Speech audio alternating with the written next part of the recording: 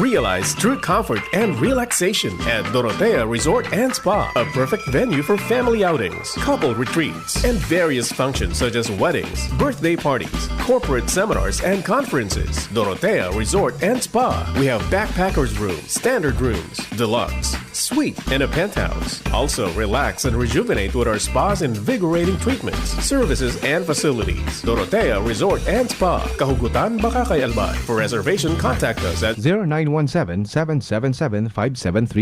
Find us on Facebook, Dorotea Resort and Spa. Relax, rejuvenate, and enjoy. Only here at Dorotea Resort and Spa. Padagos niya to na namamatean ang iba-ibang kalamidad sa palibot. Natural man o kagibuhan ng tao.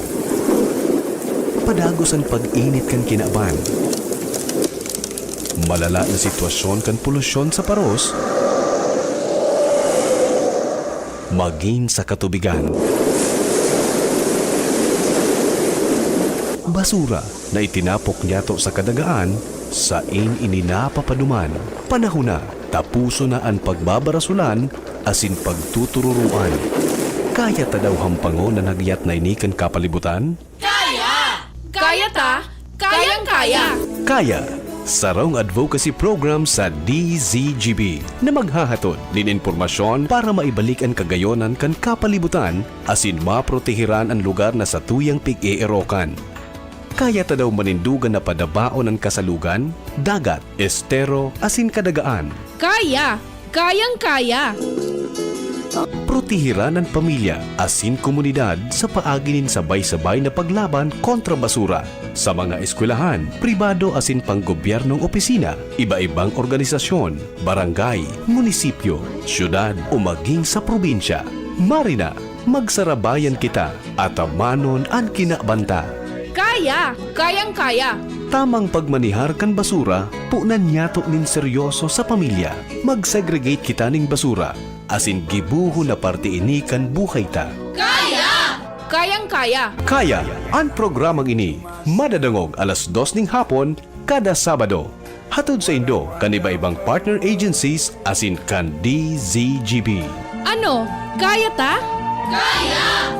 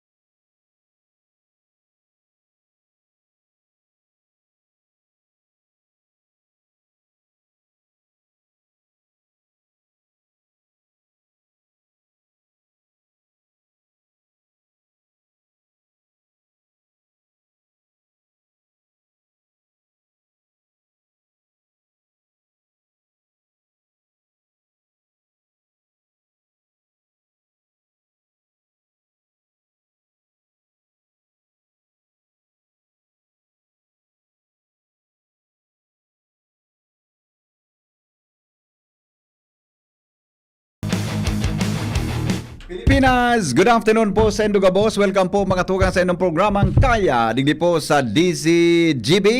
Ngunyang pong hapon na ini, Syara. Mara daw nga natabi, Syara. Kaya po ang kusukan tabi, so papel pala. So papel. Pasensya na ka mo, may kauron kaya ako. May kauron kaya ako mga tugang sa online. Tabi bago kita mag-ere. May mga concerns kitang pinag-aras sa kaso. Pero magayon po ang sa tuyang pag-irestoryahan ngunyan, ano?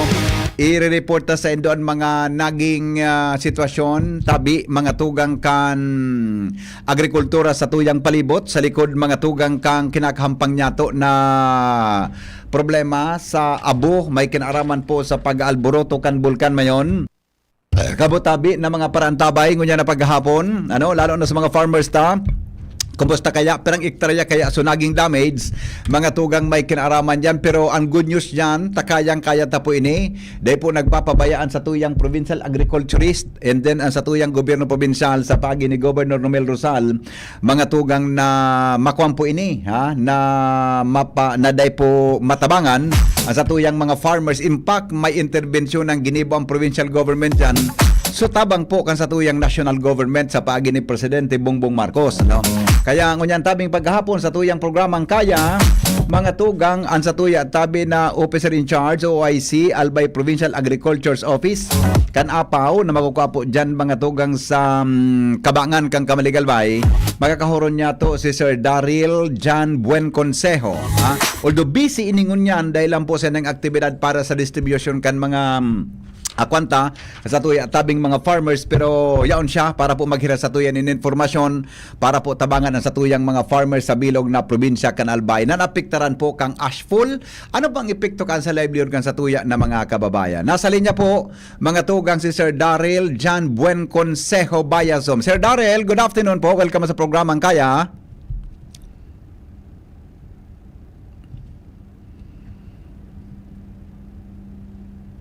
Hi, Sir Daryl. Sir Henry, good afternoon po. And sa gabos na nagdadawag sa mga programa sa DCGB. Maray na hapon po, Sir Henry. Opo, salamaton po sa likod kang kabisihan po nindo yung ka po sa tuyang programa. In general po, tabi Sir Daryl, kumusta ang sitwasyon ngunyan kan agricultural product sa probinsya kan Albay sa likod tabi kang anaging ashful kan minaging mga daw? So, ngayon po, Sir Henry, as in sa gabos na nagdadawag sa mga programa. As of May 7 po, kahapon, ikaw po kitang reported na consolidated report hali sa iba-ibang LGUs dito sa mga probinsya na direktang apektado kayo ni po ashful pa. So, iyo po yun sa mga munisipyo pang Kamalig, Ginubatan, Daraga, and Ligao City. So, sa ngunyan po, base po sa nguyang datos, nakapagtala na po kita ng almost sa rice po, per commodity ko na po muna. Sa rice po, ito po kitang totally damaged area of 65.4 hectares. Corn naman po, may 4 sa hektarya na apektado. And sa po sa pinakadakulaon na damage, ito po ining vegetable tower, high value crops po. So, almost 104.34 hectares po. So, in totally damaged area po kasi ito yung agriculture commodity, nasa 169.4 hectares. And ang apektado pong farmers na based naman sa assessment nasa 471. And may partially damaged po na 26.19 hectares. And kung sumadawang po ini, amount and losses po, almost 43,191,416 pesos, 0.99. Ito pong katotalan kaya itong damages na based po na submitted reports kung sa ito yung mga Municipal Agriculture Office, digdi po sa nasabi ko po mga LGUs. Opo. Sir Daryl, dahil lang kang impact naan sa almost more than 43 million, 169, more or less 169 hectares po sa satuyang palibot. Tama bang pagkadangog ko sa imo? Ang gari may pinakadakol na impact po duman sa mga mga pananom tabi, mga rice farmers ta po, Sir Daryl? Ang kadakulan po kayo mga vegetable farmers. Vegetable farmers. Oo. Okay. So kung vegetable farmers siya po, kumusta ang sitwasyon po ninyo? Ano so naging impact po kayo sa endang livelihood tabi, Sir Daryl? So ngayon po, syempre, apektado po sa ibang mga tigatanuman. Pero luckily po, may mga iba man po kitang mga crop na salbar pa. Right after the eruption, may mga iba po duman na sa mga pwede pang pakinabangan, harvest pa po. And so iba po talaga, na mga nasa fruiting stage pa sila or nasa flowering stage pa sila.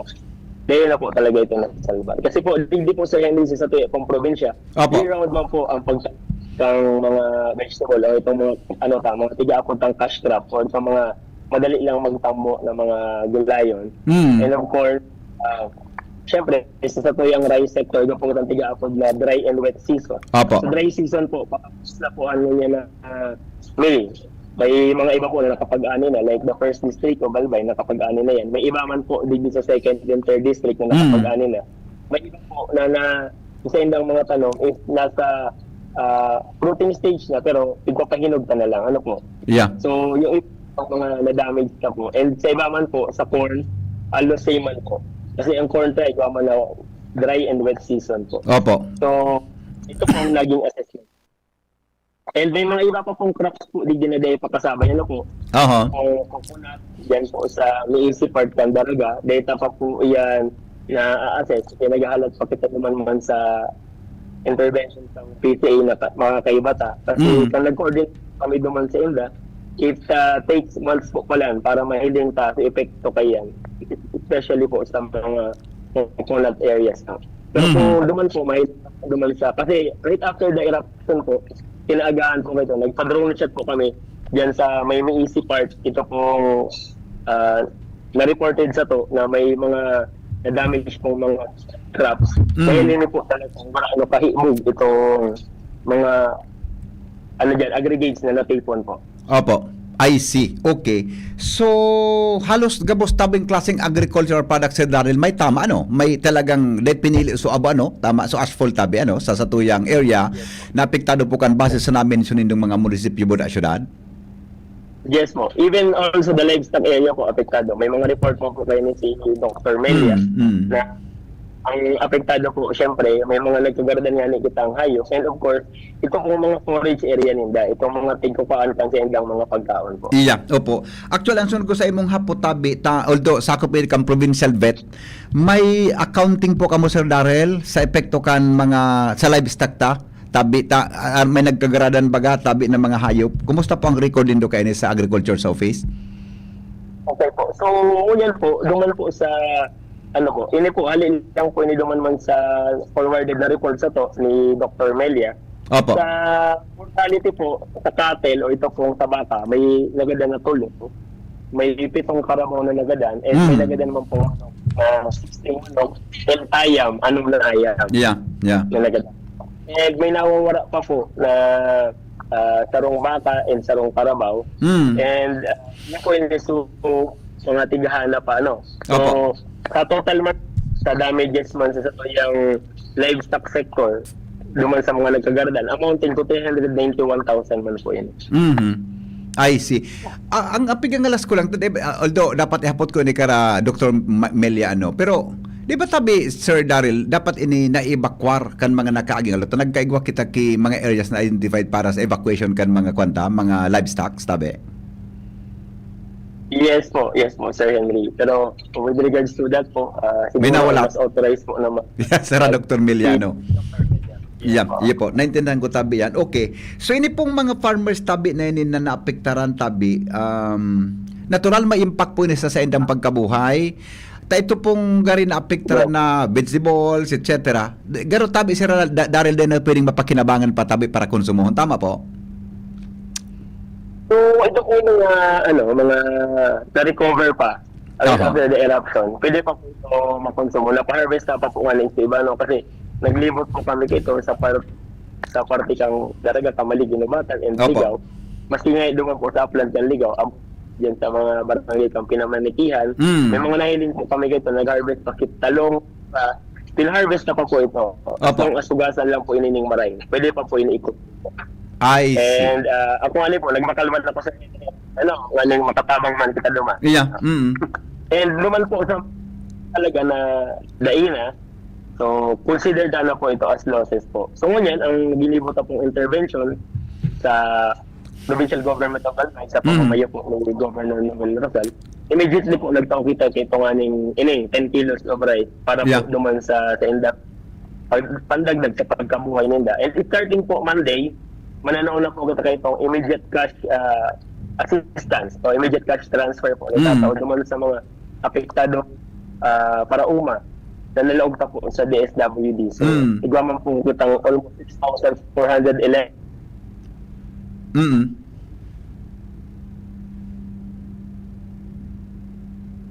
Okay. Again, na farmers na matawanan. And tupad program na 10 days po. So, pag natapos nila itong 10 days, magkakagwaman po nila 4,000.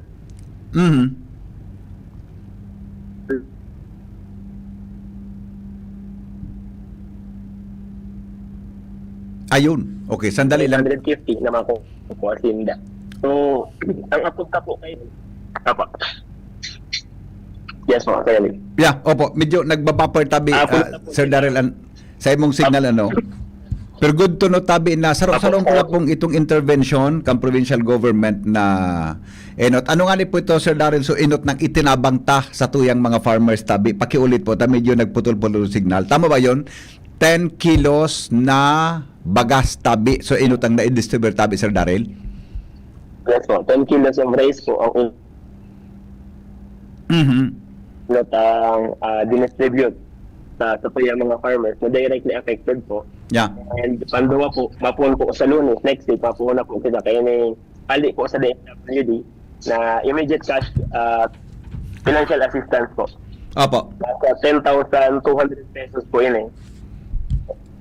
Okay. And iba kitang 411 farmers na makaka-receive po kayo. I see. And ito pong sa Dole Tupad kasugma, nakipag-meeting po kita kay man sa tong gobernador, kay Director Gatinaw, ang Dole. Iga po kinang allocation sa probinsya ng Albay na 20,066 na allocation for at 20,665. 20,665. And po doon po yun yung ashfall affected rural workers of Albay. Oho. I see. Okay. So, dakol man palang pong intervention, Sir Daryl, nakalatag para sa tuyang mga farmers, sana dahil na alboroto paliwat ang bulkan mayon. So, with this tabi, ining amount na ini, na itatao po nindo, paano po tabi na-qualify sa mga farmers? Paano po tabi sila na-identify tabi, Sir Daryl? Ali po, ang data po kayo, ali po sa munisipyo, kita po din sa province, Ayun. kita lang po coordinator. Yeah. So, ang po kayo, ang nag-check is ito pong municipal agriculture office in coordination po sa senda pong MSWD officer po. Ayun. So, sila nag-supply kang data po sa indo, kan detalye, kan record sa tuyang mga farmers. Okay. Okay, magayon po yan, nakuha na yan. As of now, tabi, kumusta ang sitwasyon kan mga farmers ta? Siyempre, dahil sinda pwede makatanom, dahil pwede makabalik girare sa area tabi, Sir Daryl. Ano pong sitwasyon nila ngunyan? So, sa ngunyan, iyo po nga ang mabalidate sa inyo, tiga-assist sa sinda. Sa ilang po mga live intervention na yun, magagamit po yun ninda para mapa-augment naman sa pangangay po ninda. And bukod po dyan, Sir Henry, iba po kami nakaabang na mga other assistance pa po, like inputs, na pwede ta pong itao once na stable na po ang sitwasyon ng mayon, na pwede nindang mapakinabangan, makapagpuon ulit sinda. Opo. Paano yung tabi masustain tabi sa Daryl? Di ba? Ang mayon dahil taaram ko na rin mapundo, baka umulit, di ba? Ano pang concern ta may karam sa sustainability tabi kan sa tuyang support sa mga farmers? Ano pang instruction ni Governor Rosal regarding didi? Sa ngunyan po, nag-finalize pa kami kung pwede pa. Ang iba pa na pwede ta pong itao. Ang instruction lang ngunyan sa mo, itong mga pwede ta ng itao, i-process ta gayad. Yan yung makikilabangan sa mga farmers and livestock raisers na apektado. And iba pa po, usually sa mga residente pa po. And yun lang po ang sabi ko sa mga farmers, dahil po sila magalit. Ang gobyerno po, sigigibo po ang gabos na medyos, nakikipag-coordinate sa gabos na ahensya para po matabangan ta po sila. I see. Okay. So as of now, iklaro ko lang sa mga nagdadanguga, baka sa ibang farmers tabi dyan mag-asa, ang ayudang ini, ang tabang na ini nyato sa mga farmers, hanggang lang po duman sa inabutan, tinamaan tabi din matindi kang bagsak din abuhali po sa Bulkan Mayon, Sir Daryl. Paki-clarify po, Gararay, para klarado senda. Yes po. So, duman po ini sa mga directly affected. Kasi ang mga mga farmers na non-residing sa 6 km permanent danger zone, pero may umahan sila na nasa loob ng 6 km permanent danger zone.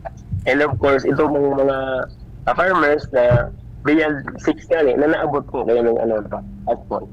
And ili po, na-validate natin kasi tuya po mga Municipal Agriculture Officer in coordination sa Municipal Social Welfare Development Officer.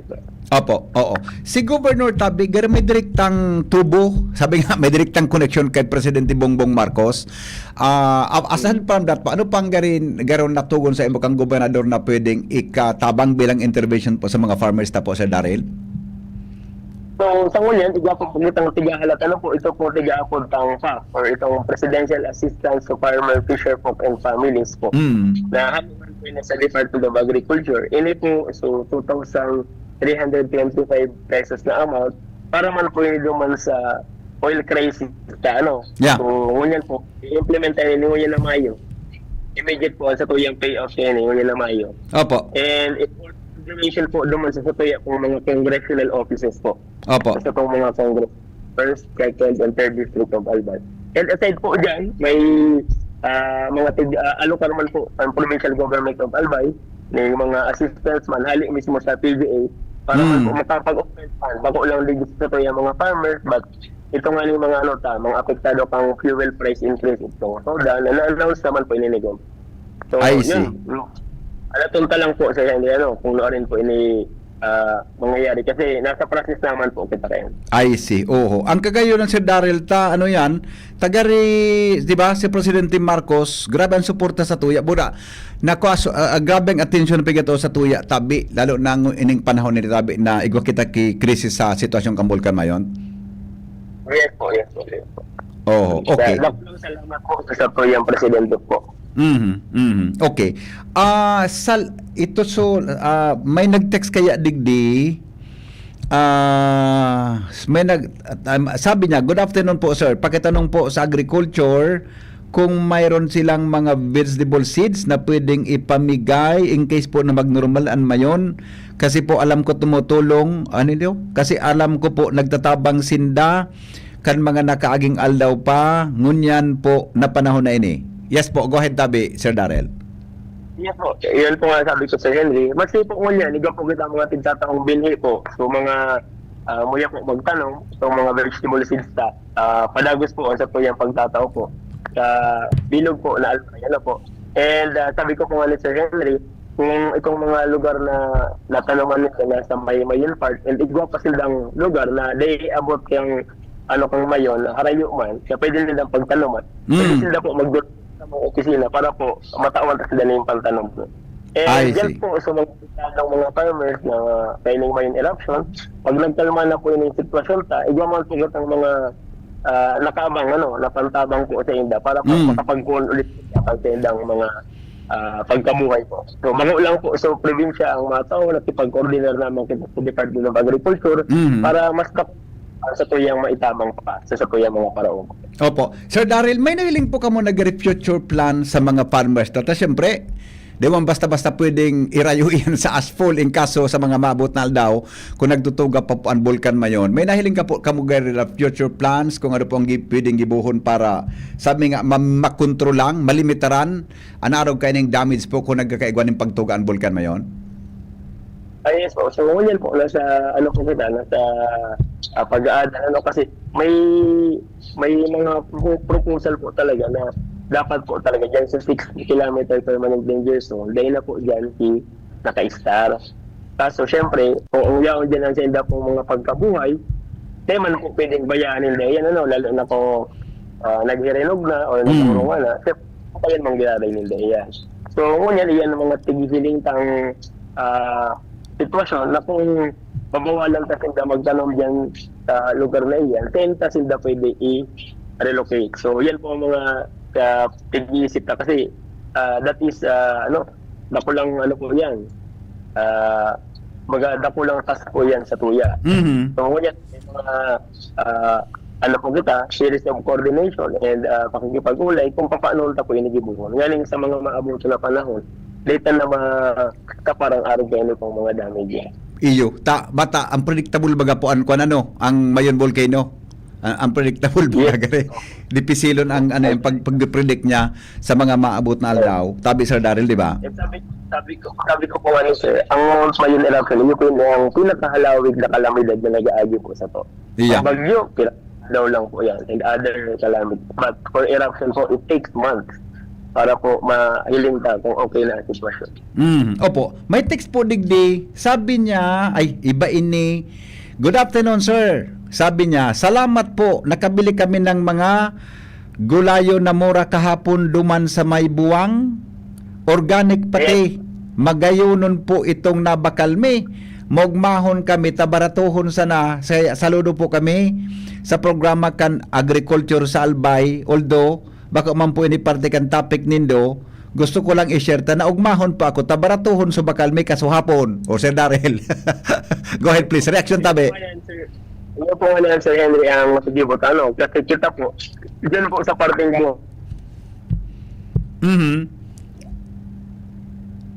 igo po kita dyan na pasilidad, ito sa may hampang pang opisina ta. Siguro mga stalls yan na tugutan ta, magtinda itong Mayon Farmers Cooperative para i-display ang mga program, ang mga produkto na and ano po ini, farm gate price po ini, kaya barato po talaga na indirect na po mga kamatalis tindes sa tuya po mga parao. Ayun. And yan mo po ang gibuhon ka, digis sa kambalig po, Opo. So, nakaplat yan, malag kita dyan na itong kadiwa kolta, gigibuhon ta pong mga kadiwa stalls po, dyan po sa gilid ng itong opisina.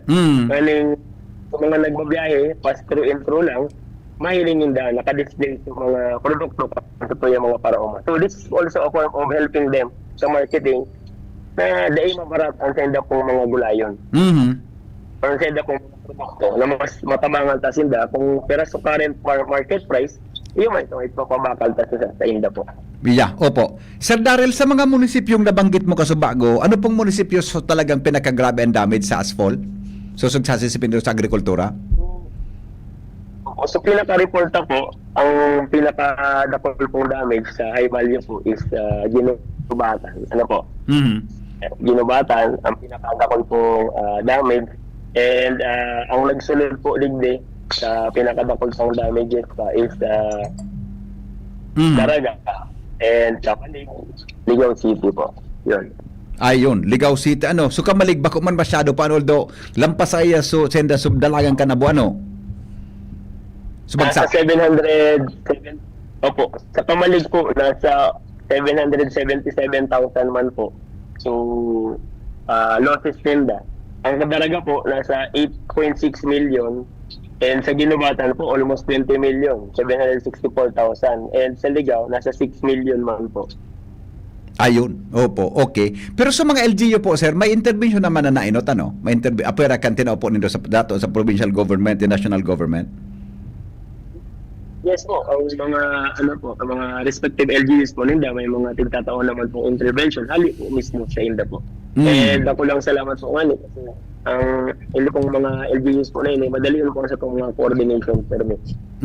Ayun, very good dyan. Okay. Sabi mo, ngunyan tama ba Sir Darrell, as of now, nasa ligaw ka mo sa pagtaok kan ayuda tabi? Tama daw? Tama ang sakuyang pagsabo tabi sa imong yan? Tapos bilang po ligdi sir, ngunyan pa lang sa ligaw. Opo. Pagtaok kayo itong mga pagas, 10 kilos of rice na narepakta para po sa mga farmers and livestock raisers po na naapektahan sa inda pong mga lugar kang Alfonso. Opo. Pero po so na beneficiary tang naitaw po dyan sa Ligaw City, ngunyan na aldaw? So, sa mga farmers na po, kita ang 85 na farmers and sa livestock po, nasa base po sa submitted nila, nasa 1,039. And ini po, nagbabalidate pa po sa ngunyan. Kasi may mga po na ongoing pa ang sa yung validation. Opo, okay. Sandali lang. Tamay text po digdi sir ha. May nabasa kaya akong text digdi. Alright. Ay, maganda tong sinabi niya. Good afternoon sir. Salamat pong maray sa tabang kam provincial kan Albay. Sabi niya. Nadadangog ko kaya po si Governor pati sa mga post niya. Pigukot niya si PBBM kung yan po halos sa national government. Dahil niya po pigi-claim talaga iyan kundi channel sa nakita kan tabang. Kaya saludo po ako sa inda sa pagtao po nin tabang sa ngunyan. Sa provincial agriculturist po iyan nakauron mo na iling ko na po iyan. Sige sa lang ulok-ulok pero mahiguson. Sir Darrell, reaction tabi. Salamat po. Kasi sabi ko dapat po, filmi lang kita nakasmile daw. Sabi man lang sa itong or mga problema, dapat po, filmi lang nakasmile. Kasi pag nagdadala ka po ng positive attitude, puro filmi, nakakahawa po yan, Sir Henry. Yeah, opo. Ito pong estimated damage po ngunyan, Sir Darren, may chance pa po na maglangkaw po ini tabi? May chance ang lumangkaw po ini oras na makasubmit gabo sa inyong opisina? Yes po, possible po kasi ongoing pa po ang ibang LGUs sa pag-assess po ng mga agriculture damages po sa inyo. Sabi ko po nga ni Sir Henry, may iba pa na crops commodities na dahil pa dyan nakasabay. Like itong sa coconut, dahil pa ito na babalidate sa boss. Apo. So, kunyan, mahalat pa kita. Based naman sa mga report ng mga farmers sa community, harap lang po kayo ng mga coconut farmers na damage po sa mga lugar. Kaso nagpag-coordinate kita sa Philippine Coconut Authority, sabi nung dito to, it takes weeks or months para po mahiling tangmaray kung pero talaga so epekto na damage sa coconut. Ayun, pero po itong mga coconut areas na talagang naabot itong mga debris, dito pa po aram kung paano ang pag-compute nila pang damage niya yan, So, mahalat po kita sa inda po. Pero as of now, ini po, validated na po ng mga local government units na. Opo. Sir Daryl, ang nyug baga di ba nasa taas yan, ang nyug, nadadamage po ang daho, ang bunga kaan lalo na kung ngaya sa dayt pang maray, pag binagsakan po ang kiabo? Hali sa mayon? Ang sabi po sa mukhang PCA, ang nadadamage siya po kung ang burak pa lang. Burak. O, nagbuburak pa lang siya. Yeah. O, pag nagbuburak pa lang siya, pag na-damage ito kang abo, ito pang na-damage. Pero kung bunga na po siya, daimanda po, grabe ang epekto yan sa bunga, Ito po sa mga dahon, iyon lang po nga na prolonged exposure, iyan ang mga dahon sa ashfall. Naluluto po kahit sa isang dahon. Kung mahiling mo po, nag-yellow po tulos ang isang mga dahon. From green, nagiging yellow, then turn into brown po. Hanggang sa malaya po baga, Yan po ang mga possible effects po. Kaya po itong mga high value sa mga apektadong maray kasi mga leafy vegetables baga po ini. Opo. Mahiling mo po na madali overnight lang, minsan mag-epekto na Stability kami po ngaling farm area, digdi sa Ligaw, medyo harayo siyang maray, Mas amungan pa duman. Itong talongan area naman pagkabang di baga po sa eruption dito hapon na Sabado. Sa Domingong aga, nahiling may mga part na sa iya pong mga dahon because of the ashfall effect po. I see. Okay. So, gari mas madali silang makarecover tabi, Sir Daryl, Kung karo ka ng sitwasyon, tama, Kaya, mas magayon po nga, ma-flushing agad. Once na na-expose ka abo, kung tabang. Kaso, ang problema talang pag nag-oran, itong tigbabantayan mo nila ang PDRM Council po, kami isip po, na napit po sa mga debris. Iyo. Gari paborable, diba? Sabi kaya kang pag-asa, baka sa agang Sabado, Domingo, Lunes. Baka po mag-uranta, maharani so, so gari tropical depression sa tulo, dema sa matama. Gari paborable po ang pag-uran, Sir Daryl, sa mga agricultural product para ma-wash out ang abutabi sa senda? Sir Daryl, ano sa iling mo tabi? Iyo po. Opo. Kaso ang risk lang nga kayo itong natipo na debris, pag binulos ito. Pero kung epekto ko yun duman sa mga gulayan na may mga naabuhan, mas maging po na ma-flashing in Kung wala po siyang pang-flashing na tubig. Apo. Ito sir, pasin sa karata, hali sa listener tayo ini, sabi niya, although kasi bago na-mention muna ini, sabi, baka late na mag-tune in sa radyo ini. Good afternoon sir. Mahilig kaya ako magbakal diyang kigulayon, tapigtabangan ko man sa mga farmers. Baka po pwedeng maedukaran girare kami kan agrikulturista sa Albay, ano ang tamang proseso para malinig pong makaon ang mga gulayon, kasi po baga abo nadangog ko sa imo hali kay Dr. Cedric Daep na may selika iyan, tapos may iron hazardous po sa health nin tawo. Baka po pwedeng ma-explain ni sir ang guest mo kung paano po yan, asin anong dapat gibuhon para maedukaran po ang gabos. Go ahead, tabi, Sir Daryl. Hindi po. Ang magsasabi sa quality, so immediately po, ano lang yan kang asphalt, immediately na pong ma-recover, pwede na po ito i-recover, hugasan lang po ng maray. Pero po itong prolonged exposure na sa abo, yan po ang data na po pwede i-consume. Yeah. Pero ito po, so immediately, after the eruption na pwede mo pa masalbar, pwede pa po ito. Kasi ako po nga nagtaon na ko itong binakal ko duman sa Ligaw na para hugasan nilang po. I see.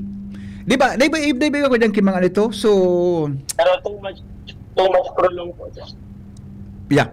Opo. So mga root crops tabi, Sir Daryl, dahil mga problema, Ano po? basta hugasan kimaray.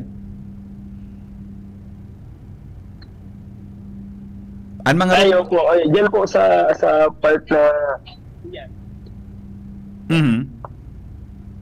Ano po yun, sir? Sabi ko, sa mga root crops po, dahil mga problema, basta hugasan kimaray ang nga, kung ano man na root crops siya nahali sa aram kandagano. Opo, yan lang, sir. Duman sa mga lugar na too much prolong sa root crops, yan po, they ko po technically aram kung anong posibleng effects kay yan sa inda, Kasi subject for pa po yan. Yung siguro sa ibang eksperto na pwedeng maghiling Yeah. kay yan. Pero ito vegetable na dahil pa man masyadong exposed, pwede ito pa po pakinabangan. Once hugasan lang ito ang maray. Yeah, opo. Bilang salong agriculturist po, last point na lang, tama ba, ang daga, arin ba ang pigasabi na paghali sa bulkan mayon, very abundant siya, may darang fertilizer para sa mga pananom. Arin tabi, Sir Daryl, na, is that a myth or totoo po yan? Bali, ang ano ta po diyan kasi ini po bagang mga lugar sa parusutang Mount Mayon. Mataba po talaga ang dagat sa ligdi, Bali po ang mga farmers pagyaon magtanom diyan. Kasi dahil ka na mag-apply ng maraming fertilizer or ano pa man ng iba pang intervention. Talagang minatambo ng maray sa tuyang mga mga gulayon o mga tatanom da. Pero ilip ko nga ng based man po sa tamuyang pag-research, ining arog kayo pong nangyari, once na nag-ashfall, dapat immediately po pong ma-flashing iyan.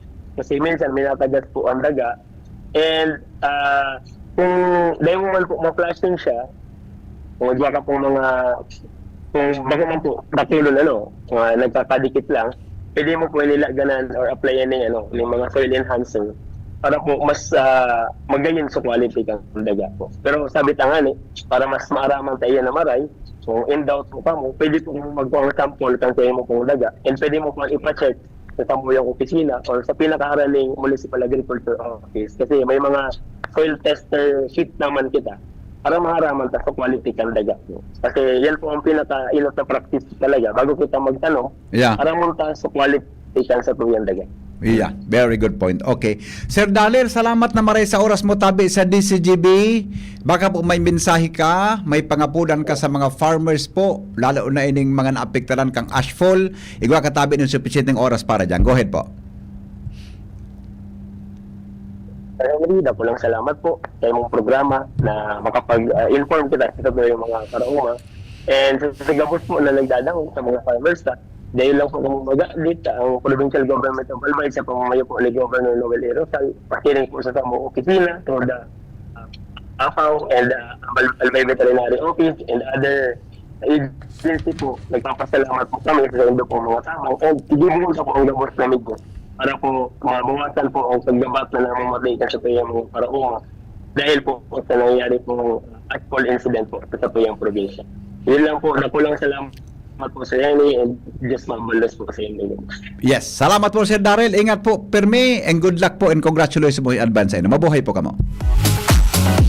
Thank you so much, mga tugang Mr. Daryl John Buen Consejo. Siya po ang Albay Provincial Agriculturist digdi sa Albay, ang sa tuyang pamayokan Albay Provincial Agriculture's Office para po sa nagkapira niya tong kahaputan o kamutabi nagantabay ngunya ng mga farmers.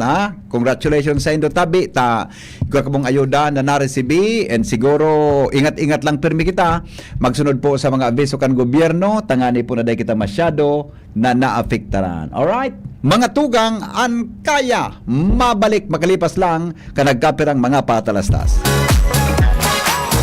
Salamat po palan kan sa inong pagantabay. Mapaaram na pala ako. Mabalik po ka alas 3 sa programang Pinky on Mo, baby. Goodbye. Maray na hapon sa inong gabos. Ini po ang kaya sa DCGB. Sa inyong nadango ang programa Kaya. Abangan iraray sa masunod na Sabado sa parehong oras digdi sa DZGB. Ano? Kaya ta? Kaya! What a wonderful